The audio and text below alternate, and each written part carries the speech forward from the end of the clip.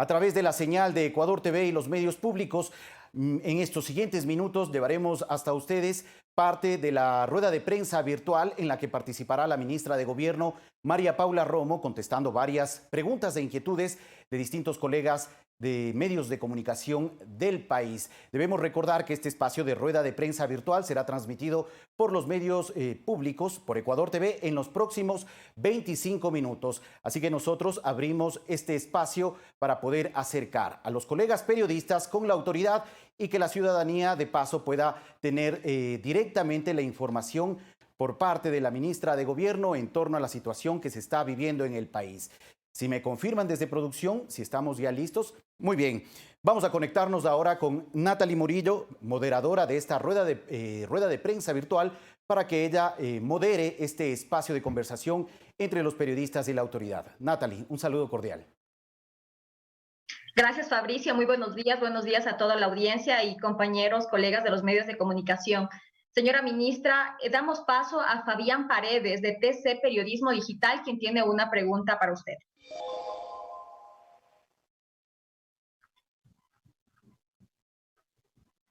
Sí, muy buenos días, estimada ministra María Paula Romo. Le saluda Fabián Paredes Vanegas de TCN Periodismo Digital. Nosotros, como medio de comunicación, hemos levantado un segmento respecto del personal de salud, tanto de los testimonios como de fortalezas y motivación en el área de periodismo de salud. Tenemos y hemos recibido dos inquietudes del personal de salud que se encuentra en primera línea. En primera instancia, ¿cuál es el protocolo definitivo que ha generado el COE nacional respecto del trabajo de enfermeras, médicos y auxiliares en situación de lactancia materna y de embarazo, de gestación? Y por otro lado, ¿cuál es la función o la particularidad de seguridad que se encuentra dando la Policía Nacional a este mismo personal, tanto médico como de enfermería, que se traslada durante el toque de queda y no tiene transporte, tanto público como privado? Muchísimas gracias. Su respuesta. Buenos días, Fabián. Muchas gracias por la pregunta. Hablo de las dos cosas. En primer lugar, los protocolos sobre seguridad y sobre el trabajo que se está haciendo para el personal de salud los desarrolla el Ministerio de Salud. El COE intervino hace 2 días para tratar el tema del personal administrativo. Teníamos un problema con el personal administrativo del Ministerio de Salud que quería acogerse mayoritariamente al teletrabajo. El problema es que si el personal administrativo de salud se acoge al teletrabajo, no hay todos los datos, toda la información disponible, las adquisiciones. Hay mucho que tiene que ver con la atención de salud, que no es solamente médicos, enfermeros, auxiliares, sino también poner a funcionar toda la parte administrativa. Por eso el COE intervino para que el Ministerio de Salud pueda volver a requerir, a exigir a sus trabajadores administrativos que retomen los puestos de trabajo. Por supuesto, el teletrabajo tiene que seguir siendo la opción para las personas que por su condición de salud se encuentran expuestas mayormente a los riesgos de un contagio de COVID, a los riesgos de ser positivos para esta enfermedad. Entonces, con esas excepciones, pero en términos generales, el personal administrativo tiene que elaborar también en temas de salud. Y por supuesto, ya el personal médico de primera línea acogerse a las indicaciones del Ministerio de Salud, porque son en este momento los que tienen en sus manos la atención, el tratamiento de la enfermedad y por lo tanto son parte de esta primera línea, como lo hemos enfatizado desde que empezó la emergencia. También usted me ha preguntado sobre los temas de seguridad y traslado. En primer lugar, el personal de salud, no solo médicos, auxiliares, enfermeros, sino también todo el personal que trabaja en hospitales, es personal que ni siquiera requiere de salvoconducto. Con sus carnets de trabajo podría movilizarse. Si se requiere movilización en horas en donde hay preocupación por los temas de seguridad, la policía puede ayudar a escoltar a estos trabajadores. Lo estamos haciendo en varios lugares, depende ya de una coordinación local, pero la policía está ayudando a escoltar esta movilización. No a la propia movilización porque la policía no cuenta con esta logística, pero también vale la pena decir que en muchos municipios se ha coordinado directamente las rutas de entrada y salida desde y hacia hospitales para poder hacer esto, y la policía acompaña en materia de seguridad. Depende más de la coordinación local, pero por supuesto la disposición para que esto suceda, y en varios lugares lo estamos haciendo. Damos paso a María Rendón de UCSG Televisión.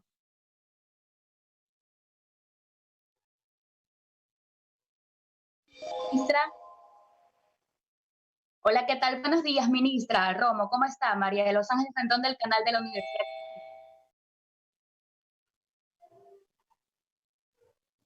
Hola, buen día.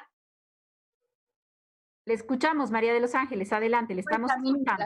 Ministra, usted justamente ayer mencionó que el aislamiento está dando resultados positivos, y tomando en cuenta que ustedes como gobierno nacional están atentos a esta curva de contagios, quisiera saber si tentativamente cuándo se podría esperar que esta curva de contagios por COVID-19 ya se detenga totalmente. Y mi segunda duda es, ya se acabó pues la fase de los 28 días de cuarentena, ¿cuál es la próxima fase que se espera aquí en el Ecuador? ¿En qué consiste? Buen día.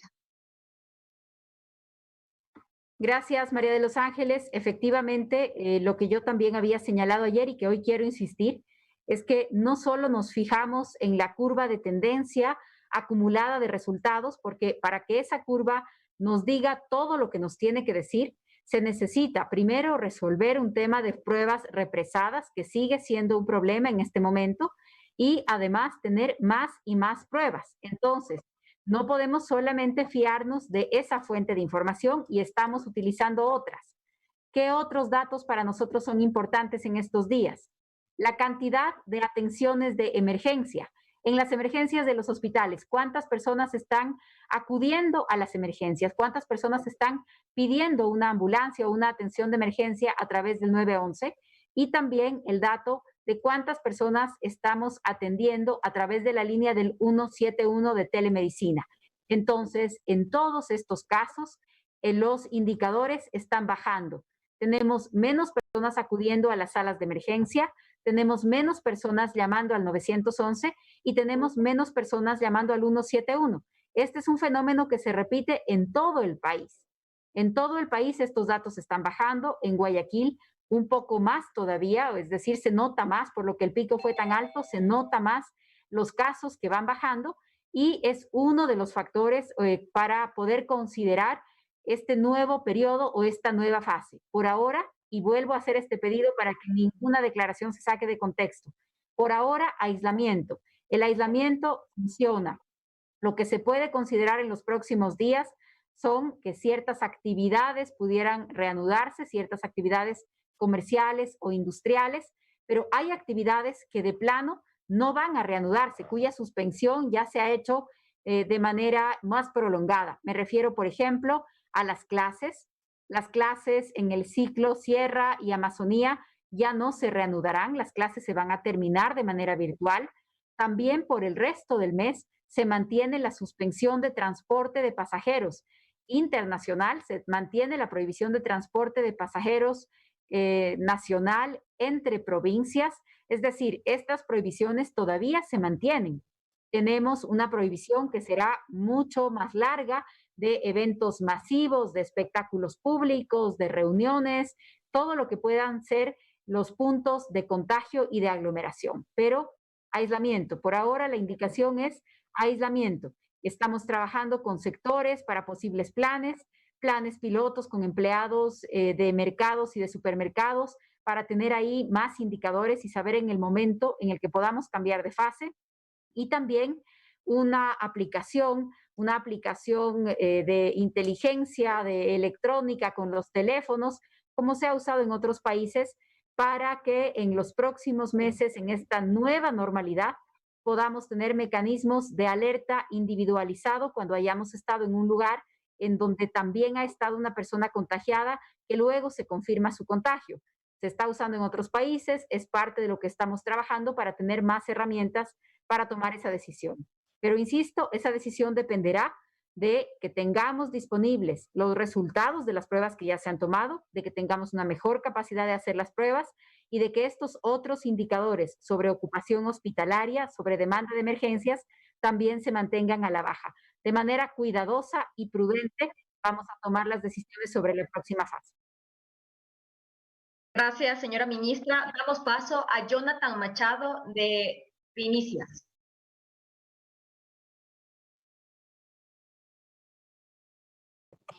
Buenos días, señora ministra, no sé si me escucha.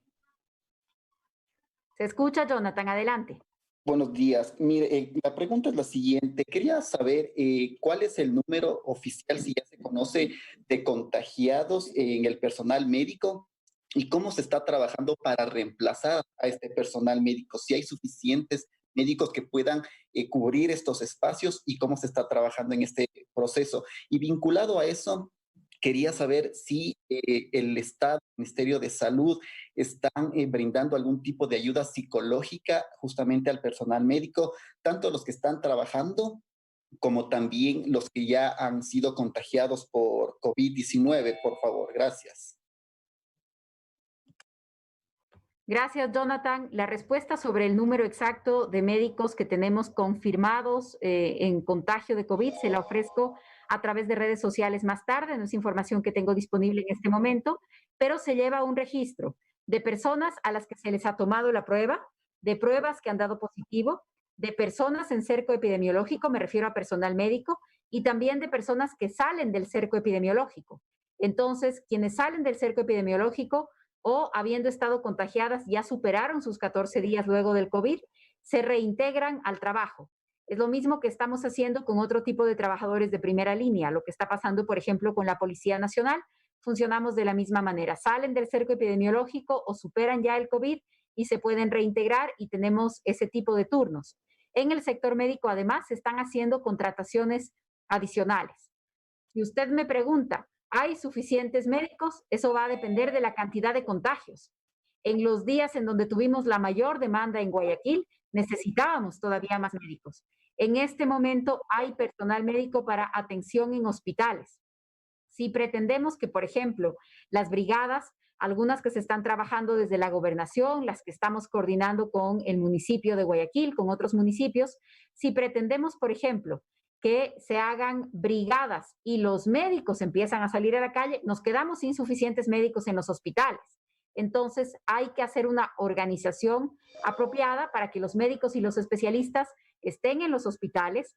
El triaje está en manos, sí, de médicos como supervisores, pero también tenemos ahí otro personal de salud que puede hacer el primer triaje, la verificación de síntomas, para que los médicos puedan concentrarse en la atención hospitalaria. Eso es lo que estamos haciendo con el tema médico. Si usted me ha preguntado otro tema importante sobre la atención psicológica. El caso de la salud mental, el tema de la salud mental no es solamente algo a trabajar con el personal de primera línea. Seguramente para el personal de salud estos son días muy duros. Le aseguro que para la policía también, para el equipo de criminalística, para quienes están encargados del manejo de cuerpos, para quienes están encargados de la atención a las familias, y también empieza a ser un tema cada vez más preocupante para la población en general. Los temas de violencia intrafamiliar, las implicaciones que tiene la incertidumbre, la preocupación, el encierro. Tenemos activada ya desde hace un par de semanas una de las opciones en la línea 171 para atención psicológica en general. Esta línea está activada gracias a la colaboración de 800 profesionales y estudiantes de psicología de 17 universidades del país. Una de las opciones de la línea 171 permite atención psicológica para quien así lo requiera. Espero que esa respuesta satisfaga en algo la pregunta, Jonathan, y el dato ya de los números de personal de salud se lo ofrezco a través de redes sociales. Cristian Viteri de Vivo Noticias, le damos la palabra. Buenos días, ministro. Buenos días, compañeros. Al país entero, muchas gracias por estar siguiendo esta rueda de prensa. Quería preguntarle, señora ministra, un poco, usted hacía referencia hace un minuto sobre el tema de la vialidad hacia los gobiernos seccionales. ¿qué pasa con el tema de las transferencias? Ayer le escuchábamos al alcalde de Santo Domingo, acá en la provincia de Los Áchilas, indicar de que hay retrasos con el tema de la transferencia de fondos. Es más, el alcalde solicita que no se deje de transferir desde el gobierno central los fondos necesarios, que se conoce porque ya que los gobiernos seccionales están reorientando sus inversiones, sus gastos hacia el tema de afrontar la emergencia, cómo se podría también continuar operativamente el tema de mantenimiento vial, etcétera, etcétera, si de pronto hay reducción o no se están recibiendo los fondos. Gracias, Cristian. Buenos días. En el tema de las asignaciones a los GATS de los diferentes niveles, provincial, municipal, parroquial, el gobierno está haciendo un esfuerzo para mantener los pagos como lo está haciendo, no sin dificultad. Esto también hay que decirlo, con dificultades, haciendo serios esfuerzos. El gobierno trata de mantenerse al día y cumpliendo con todo tipo de transferencia y de pagos, como ustedes lo han visto, en muchos casos con retrasos. Pero en el caso de los gobiernos seccionales, habría que tratar el tema caso por caso. Lo que yo le puedo decir es que para empezar, para los gobiernos seccionales que tenían sus cuentas en cero, para los que tienen menos recursos, es a los que se les ha dado prioridad. En cuentas bancarias, los gobiernos seccionales en este momento en el país suman más o menos $1.000 millones.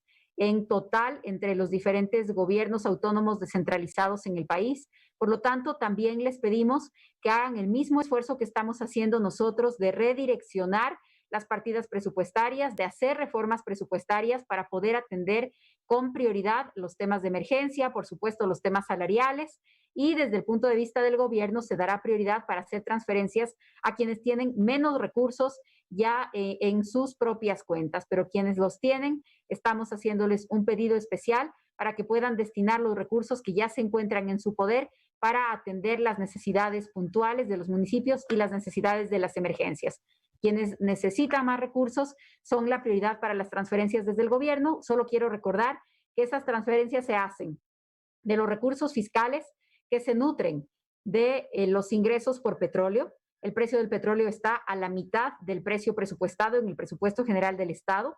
Además, tenemos 2 oleoductos rotos y esos recursos estatales también vienen de los ingresos tributarios y cumplimos un mes con el país aislado y la mayor parte de sus industrias también detenidas. Entonces, desde ahí se nutren los recursos del gobierno nacional para que a su vez pueda entregarlo a los gobiernos seccionales, por lo que les pedimos que hagan un uso también de sus recursos que en este momento se encuentran a disposición de ellos ya en sus cuentas y luego nosotros seguiremos poniéndonos al día. Damos paso a Jorge Escobar de RTS.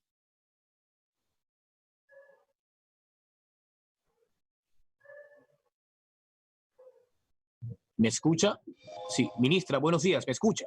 Adelante, Jorge, le escucho. Un gusto, gracias. Tengo 2 inquietudes, ministra, en honor al tiempo, por favor. La primera, hoy en cadena nacional, o digamos, al menos en cadena acá en Guayaquil, la alcaldesa de la ciudad al proyecto de ley que todavía no se presenta al legislativo para enfrentar las consecuencias económicas de la ciudad, una figura similar a la que se ejecutó con un proyecto de ley solidaria en los casos de Manabí y Esmeraldas en 2016. Esa es una inquietud. La otra, ministra, por favor, si tienen cifras, si usted las tiene, sobre cuántas pruebas han llegado en estos días, porque apenas se posesionó el nuevo ministro de Salud, el doctor Juan Carlos Ceballos, él habló de 200,000 pruebas. ¿Cuál es la existencia en la práctica a esta hora en torno al número de pruebas para poder evacuar más muestras, ministra? Gracias. Gracias, Jorge. Mientras nosotros hacemos esta conversación, entiendo que el ministro de Finanzas está compareciendo a la Asamblea Nacional para hacer la presentación del proyecto de ley de emergencia humanitaria. Entiendo yo que él dará estos detalles sobre el proyecto, pero sin lugar a dudas, los recursos se deciden y se asignan de manera prioritaria para los sectores que han tenido la mayor cantidad de pérdidas y muchas de las pérdidas en todo aspecto en este primer mes han estado en Guayaquil. Así que Guayaquil hace y hará parte de la atención prioritaria para el destino de los recursos. Sobre las diferencias en las recaudaciones, yo le pido que escuchemos la primera presentación que vendrá del ministro de Finanzas y luego la seguiremos comentando el resto de ministros. También usted me ha preguntado sobre el número de pruebas. Sí, tenemos los reactivos, tenemos las pruebas. Además del número de pruebas, se requiere las máquinas que procesan estas pruebas para hacerlo con velocidad. Ustedes saben que hemos tardado algunos días en instalar la máquina del INSPI, en calibrarla, en capacitar a las personas y esperamos que esas pruebas entonces no solamente se tomen con mayor velocidad, sino que los resultados nos los den con mayor velocidad. Hay, no sé si es que la cifra exacta son 200,000, entiendo que sí, que están proyectados para llegar al país en los próximos días por etapas, pero ya la primera parte llegó y fueron distribuidas a los laboratorios del INSPI en Quito, en Guayaquil y Cuenca, y estamos trabajando para entregarlas directamente a varios laboratorios de universidades, pero para eso se necesita acreditar los laboratorios y capacitar a las personas que van a hacer la toma de las pruebas. Entiendo yo que Salud está trabajando en todos estos temas en el cronograma y en los números que el ministro de Salud ha ofrecido para ustedes. Damos paso a Yadira Trujillo, de Diario El Comercio.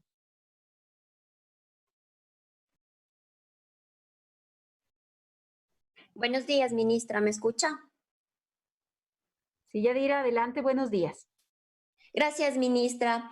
Tengo dos consultas, ministra. Se evidencia una necesidad de la gente de acceder a pruebas y vemos que acuden a las redes sociales donde se ofertan pruebas rápidas. ¿Pueden ejercer, ministra, algún control sobre estas ofertas? Y también a propósito de esto, es importante que se detalle qué pasa con las pruebas rápidas y de PCR que se anunció que el miércoles 6 ya estaban en el país. ¿Usted ya nos puede precisar, ministra, cuántas de las 200,000 se aplicarán específicamente en personal de la salud?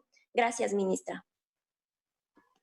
Gracias, Yadira. Buenos días. El personal de la salud y el personal de primera línea tiene prioridad para el tema de las pruebas, pero quiero aclarar algo. Es distinto el uso, es distinta la utilidad que tienen las pruebas rápidas y las pruebas de PCR. Unas pruebas son pruebas diagnósticas para saber quién tiene la enfermedad, quién tiene coronavirus y por lo tanto quién tiene que aislarse.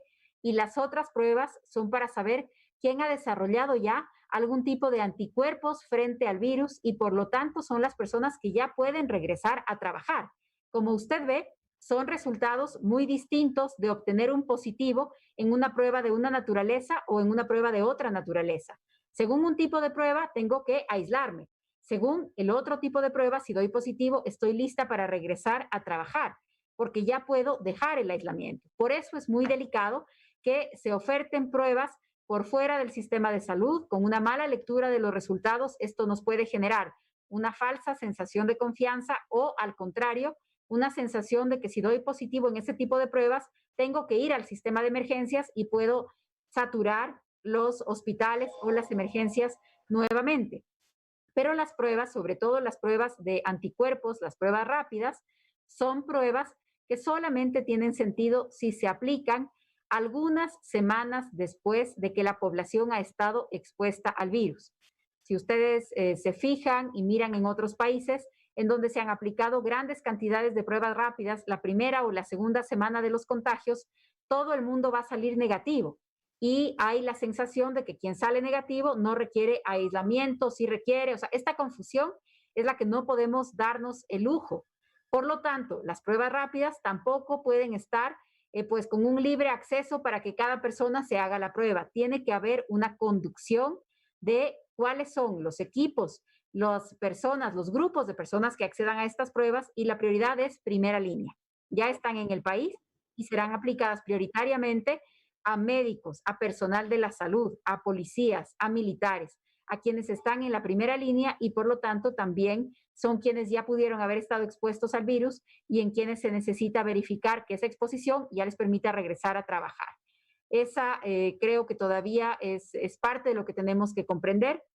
La semana pasada organizamos un espacio parecido a este, no transmitido, sino interno, para que dos expertas nos expliquen a todos, sobre todo enfocado a periodistas, a comunicadores, cuál es la diferencia entre las pruebas, cuál es la diferencia entre lo que me dice una prueba y otra, y qué tipo de experticia en la manipulación de las pruebas se requiere para su aplicación. Entonces, están las pruebas aquí. La prioridad siempre es primera línea, pero hay que tener claro cómo se utiliza cada una para poder tener una lectura apropiada. Las pruebas rápidas, sobre todo, se utilizarán para el regreso a las actividades, no son las pruebas para el aislamiento. Por hoy, el aislamiento es la receta para todos, más allá de que nos hayamos hecho una prueba o no, más allá de lo que tengamos como resultado de la prueba, el aislamiento es la receta para todos por ahora. Señora ministra, continuamos con Lenin Palma de Visión Digital.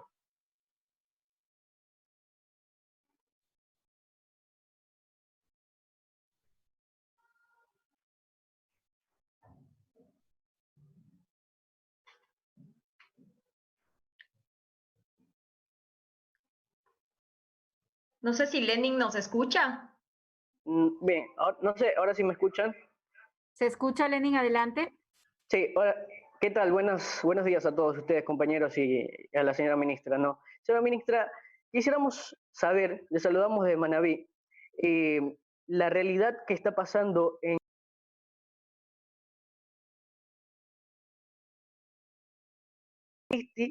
y también la realidad de los fallecidos que están ocurriéndose también en las últimas semanas en Jipijapa también y en Manta también.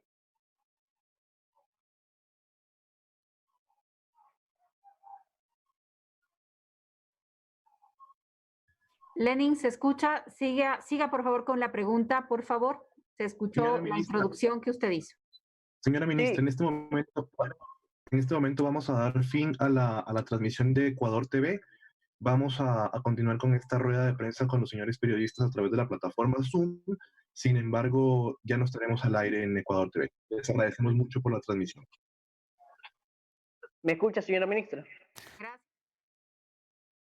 De acuerdo, muchas gracias entonces a la ministra de Gobierno, María Paula Romo, y también a los colegas periodistas que están participando a esta hora en este diálogo, en esta rueda de prensa virtual, en la que la funcionaria de gobierno está dando mayor claridad, respondiendo a ciertas inquietudes de los colegas periodistas y también respondiendo, lógicamente, a las inquietudes ciudadanas. Son las 11:45. Finalizamos esta transmisión. Gracias por acompañarnos. Nos vemos más adelante, 13 horas, con Telediario Emisión Central. Feliz día a todos.